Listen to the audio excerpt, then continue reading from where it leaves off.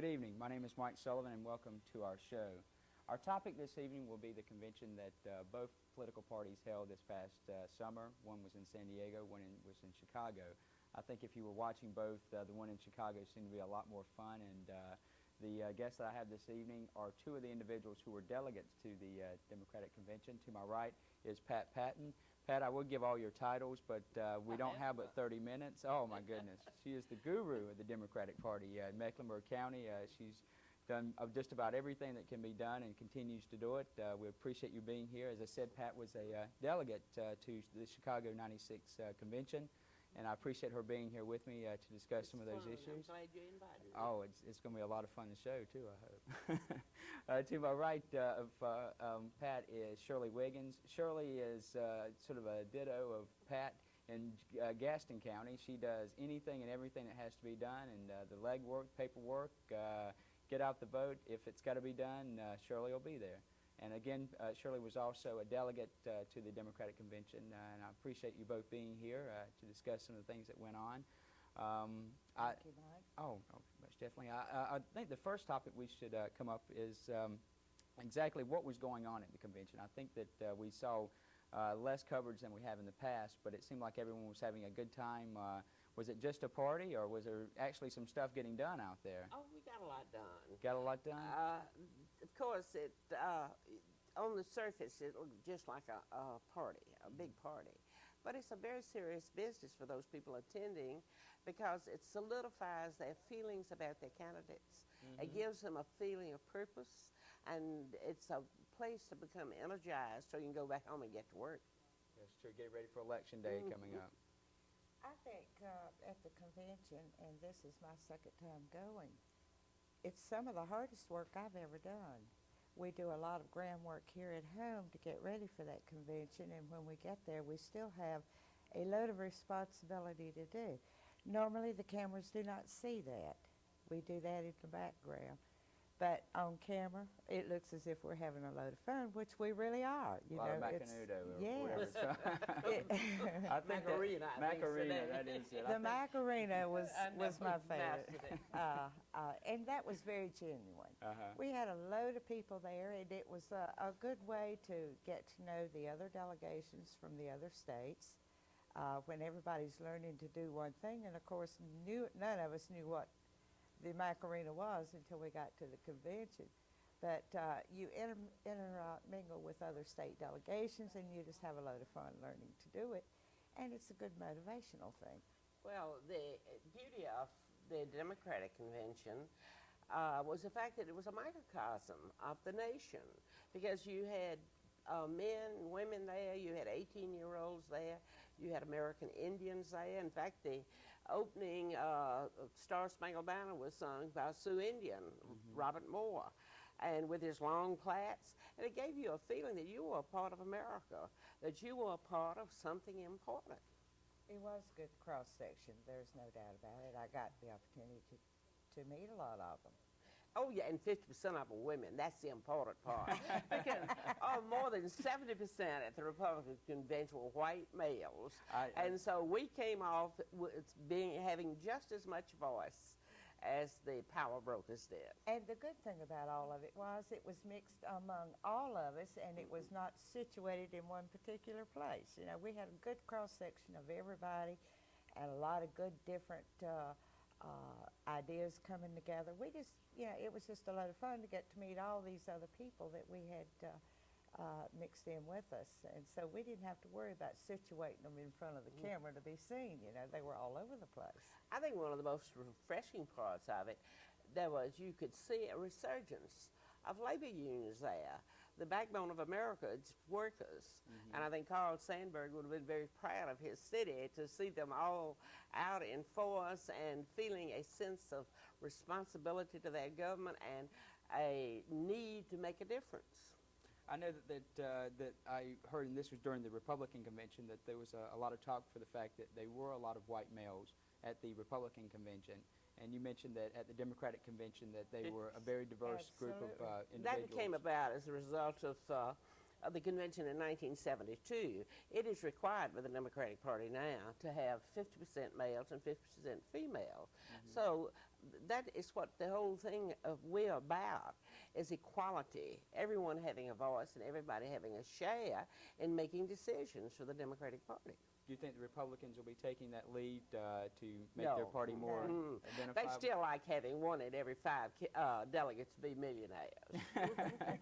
Well, I tell you, right now it's hard to find a Republican who isn't a millionaire. But You're absolutely right.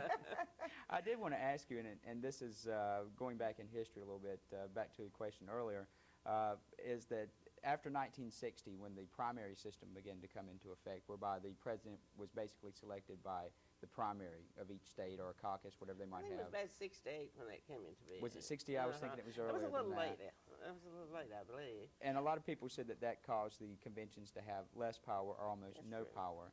Has the parties adjusted to that in any way, or has it changed? Because well, the whole past dynamics of elections have been changed by it. Because in the primary system, the way it is held now, the candidates in each party, not just the Democrats and Republicans, they almost kill each other off.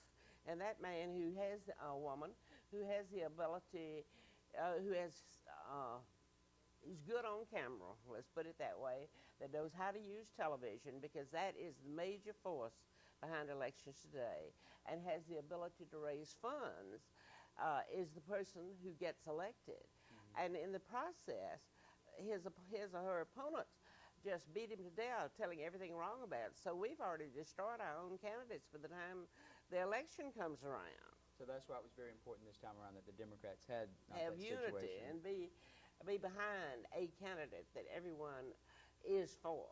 I did notice this, and I'm sure you witnessed it yourself. It seems like the 90s ushered in nothing else. It was a new era for the Republicans, based on the fact that in the past I've never seen Republicans attack each other as viciously as they seem to have done in this last one. This one, it was almost a dog-eat-dog world through the primary, and Well, it there seems are little some response pros at that. Democrats are good at that. We've been doing that we have for a years history of to each just other. being each other up and then trying to help them back into the day after convention the afterwards. election, they are endowed again with all the virtues that are needed for a good candidate. It doesn't make for credibility. I'll put it that way. Do you think that the atmosphere around the conventions had any influence in the individual voter? I know that a lot of people said that in fact, I know some people who went to San Diego to cover the convention and also the one in Chicago, and they said that the feeling around both was so different, that they seemed to be so much blanket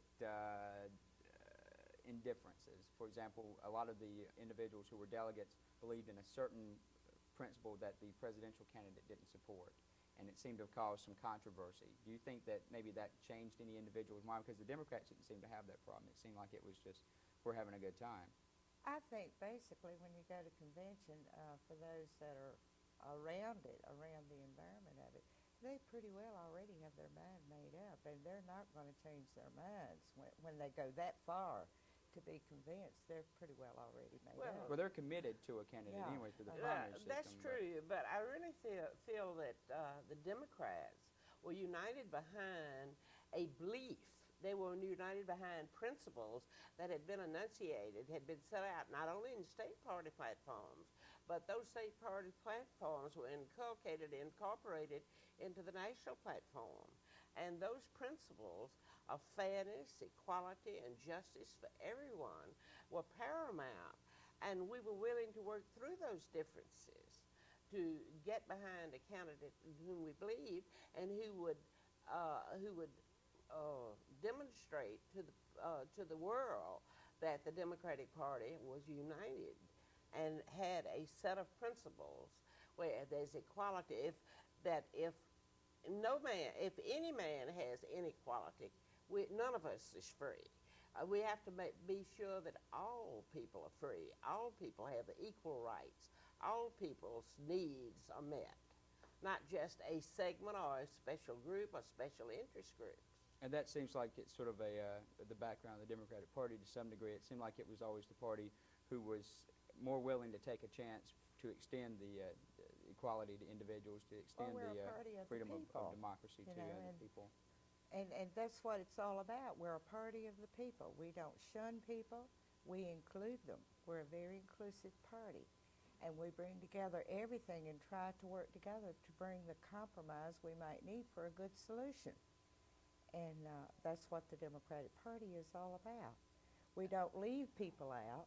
We don't decide things and say we're going to go with this like the opposition does. What we do, we get together. If we find something that is wrong, we need to sit down, work it out, and come up with a good compromise. And that's what we do. But in every good family, there's always some problems. Yes, we always have problems. I'm not saying that we don't. There were 485. We hear so much about the Hispanic population, particularly today. About 485 Hispanics who were delegates to the convention. And when Don Fowler opened the convention and called it to order, he did it in English. Then he switched to Spanish, and they just went wild because it made them feel that they were very much a part of that convention. And we used both languages all the way through the week. And it made a difference. I know, Pat, you mentioned earlier about the platform of the party. What comes to my mind just initially, and again, this is because it was the one that received the most media. I'm sure there's other situations as well in both parties, but in the Republican Party, they made a point to bring out that there were a lot of individuals who were delegates who were anti-abortion. They were what they call pro-life group, which I think everyone's pro-life, but that's the title that they use for themselves, and that the presidential candidates and a lot of the speakers didn't feel that way. Who sort of leads the party? Is it the platform that represents the individual party, or is it the presidential or the head of the ticket that sort of sets the guidelines for what the party is going to run on and how they're going to hold their opinion on we'll say, volatile areas like abortion? I don't think it's the president by any means. Well, I disagree. I think you think it's the president? I think it's our national. You were on the platform committee, weren't you? No, I was on the platform committee. Okay. I think really and truly it's our national committee that we work off of, which the president totally supports. But, he has his input into it. It's the national committee that I think Well, it is the the committee. But I don't believe, as a general rule, it may not have been true of the Republican Party this last time. But as a general rule, if the president can't live with a plank on that platform, it's going to be modified. I was on the platform committee, and we met 6 times, and we met 5 hours at a time. And you would be surprised how you hammer out the most minute details on that platform. It's not one of these things, only make a lot of pretty words, it sounds good. People genuinely were concerned about the things that were put in that platform. And that state platform went to the national committee. And each state has a representative, 2 representatives on the platform committee. And they have real input into that. But the president, they say, the platform is committed to run, is something to run from. But basically, you are to a degree bound by that platform. So it's usually most of the items that are on the platform the president will have. You can live with. I mean, I could live with them. Well, because basically, I think we're both saying the same thing, but we're coming in from different directions. But I really feel like the president or whomever that is going to head the ticket must be able to live with that. Otherwise, he's the world's greatest hypocrite. See, your national committee usually brings the thoughts all together, and then the president goes over it, and if he can live with that, good. If not, then the modifications are made. So. Do you think that hurt the Republican Party because they made such an attention of it? And I think that if anyone, and naturally everyone in both parties, there's so many individuals, you have so many different outlooks and so many different ways of looking at the same situation. But I think in general, the Republican Party has been the pro-life drawer for that particular group, the Republican Party has, and that for the individuals who were speaking to come out and just blatantly say, I am, for abortion, or I feel like abortion should be legalized, that hurt the party, and that It's hurt the Republican Party very much so. I think they started out that way, and honestly, the reason I believe they came down that way is really because they never really understood what they were actually believing. And then when you have these other groups that were in the Republican Party started defining it, then we come up with different definitions of what pro-choice is or what pro-life is. And that has tremendously hurt the Republican Party. And I don't think they'll ever be able to come together on it because they cannot compromise. Well, the Religious Right Coalition has so much power in the Republican Party, and they were afraid of alienating them. So you had to take a stand, try to sit on the fence where you aren't totally opposed. You know, the idea that, oh, well, if you feel that way, we'll let you stay with us. Mm-hmm. It's not enough, though, for the nation. The nation has to know what the presidential candidate believes, what the presidential candidate is going to work for, basically. Otherwise, they lose confidence in them. You mentioned you were on the platform committee. Was there any situations, you said one took 5 days, 6 hours a day. What was that situation, or was well?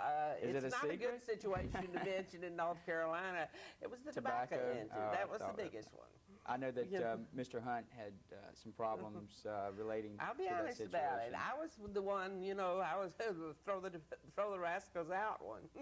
Well, but, that's one of the issues we were having to deal with at the convention also, and the press wasn't going to leave it alone. You know. Well, and plus it was so fresh on the agenda too. I mean, well, yes, it was. It was new. Story. And I was in virtually the same situation the vice president was. My husband died from smoking, so it makes a difference where you're coming from. Mm-hmm. And so I felt very strongly about it, and there were those who felt just as strongly that the economy would suffer greatly in North Carolina if anything were done about it, and you can appreciate where they're coming from. So we compromised. We did it their way. Well, it's been one of our largest tax bases in North Carolina, too, and people recognize that fact. And so you're going to have different opinions. I don't know what the right answer will be. I have no idea. But I think we got it worked out. I think Patton answered it right there. We're compromising, but they get their way. I don't know if that's a compromise. I heard diplomacy is where you can make someone believe what you want to. But and they in like essence, it. isn't that the way the Democratic Diplomacy Party was works? machinery. That's right. true. That's true. Right. I know that this was the first time that the convention, either Democrat or Republican convention, has been held in Chicago since 1968. And I think that if anyone's old enough to remember that, it's not hard to forget. I remember it well. I was not there. I think Stan Kaplan's about the only one in town. No, but I went back to the park to check it out to see if it was there.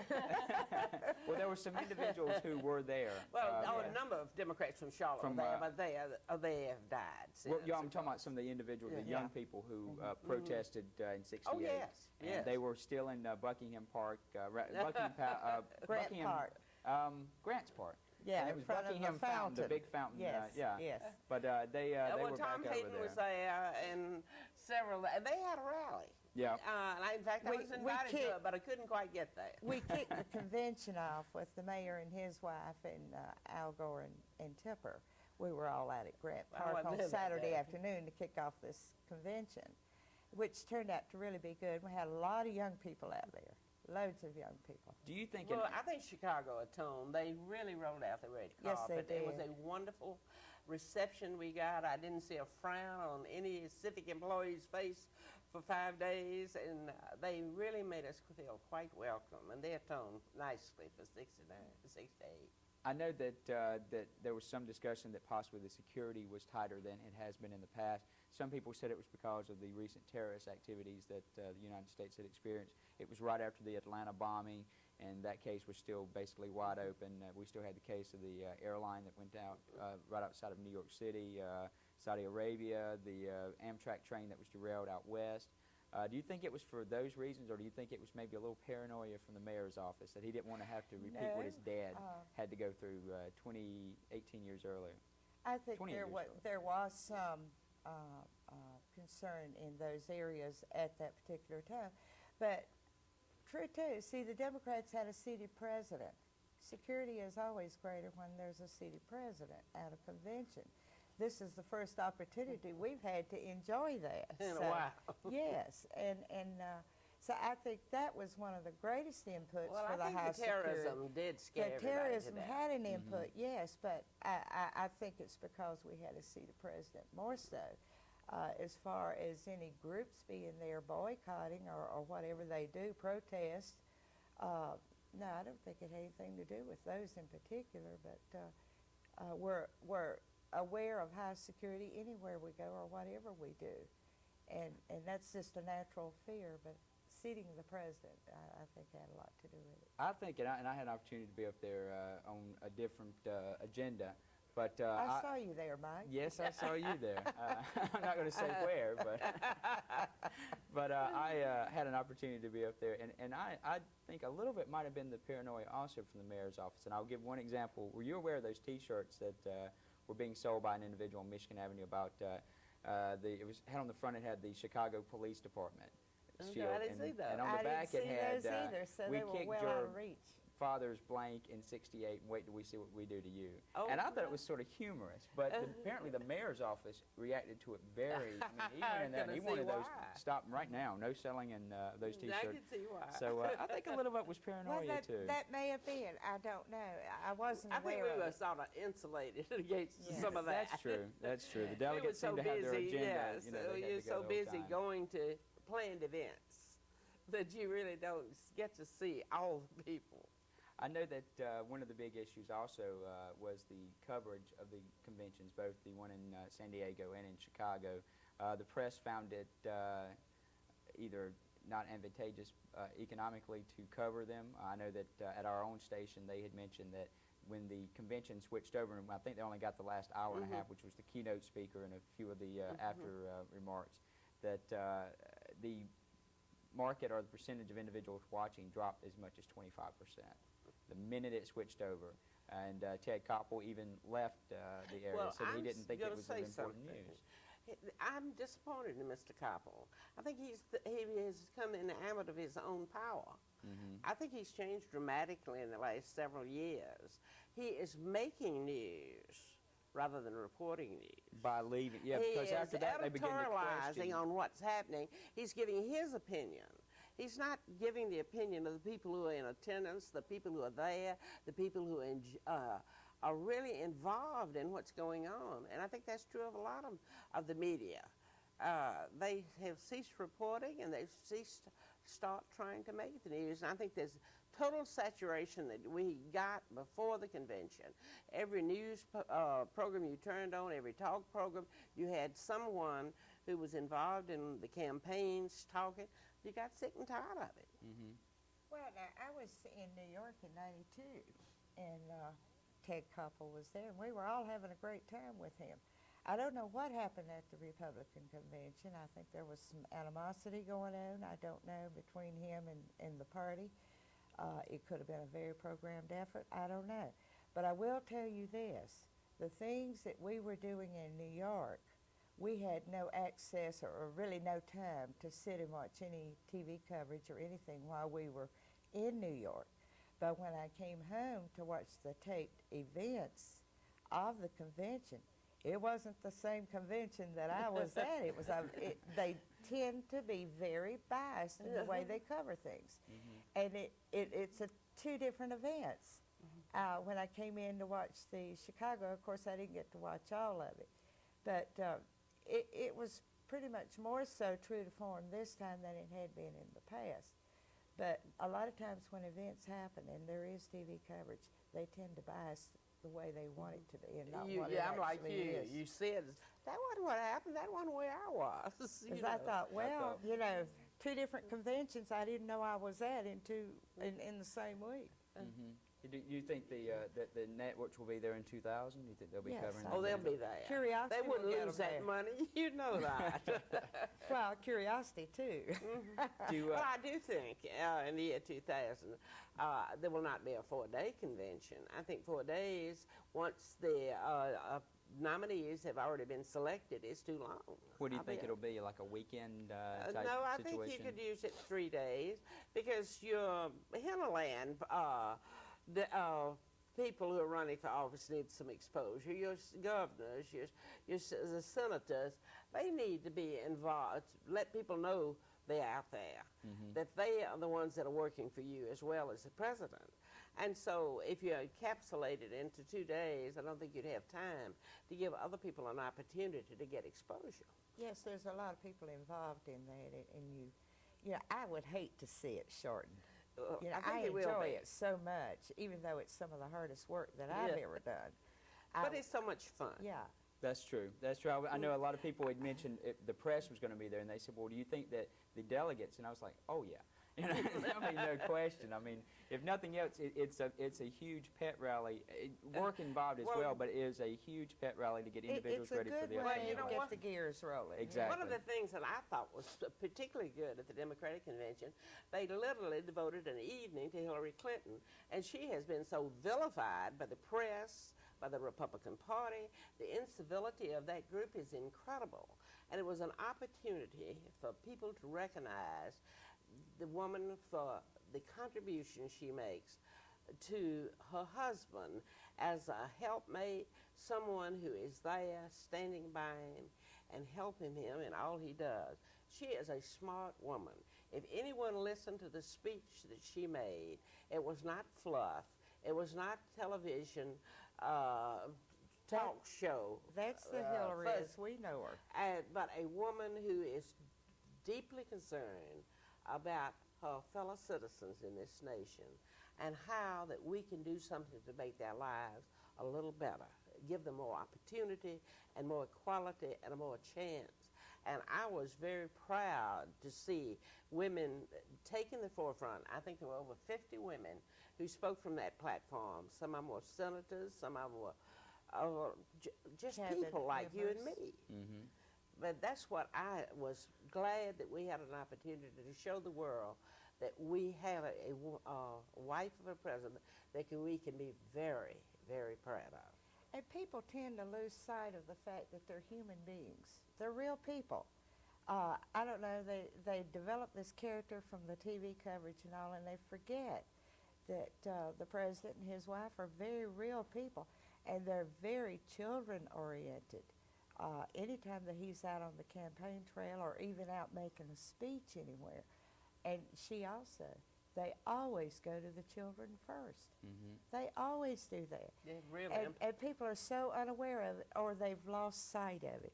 But the real people that we know as the president and his wife are very concerned about their fellow man.